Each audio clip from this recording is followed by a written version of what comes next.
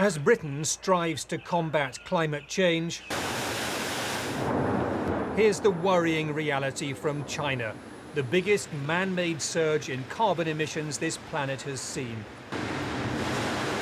China is the workshop of the world, and in the West we're all part of this problem.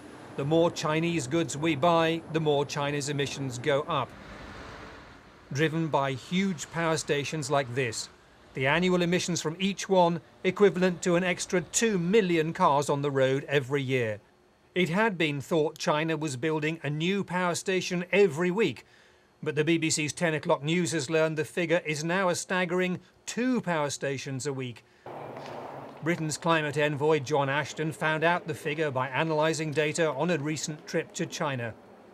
China is building new coal-fired power stations extremely rapidly, probably 2 a week now, and still accelerating. They're doing that because they're having trouble supplying enough energy to keep their economy growing fast enough to keep China stable. We need China to get its emissions under control, and the most effective way to do that is to walk our own talk. Otherwise, there's no chance of getting the kind of decisions in China that we need. Secondly, the Chinese will point out, and actually quite rightly, that we've created most of the problem in the first place, and therefore we should be willing to lead in the solution.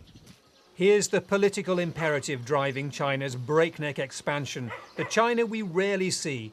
700 million people with low pollution lifestyles, earning less than $2 a day. The average American pollutes 6 times more than the average Chinese. The Chinese government fears instability unless it pulls people out of poverty. People living in the countryside, they still not understand much about the climate change. First things, they want to have a good life, good living standard, improve their life. So Chinese government understands these things.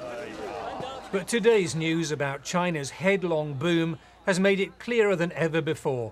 The Chinese desire to live like we live is now a problem for us all. The question is how we'll respond.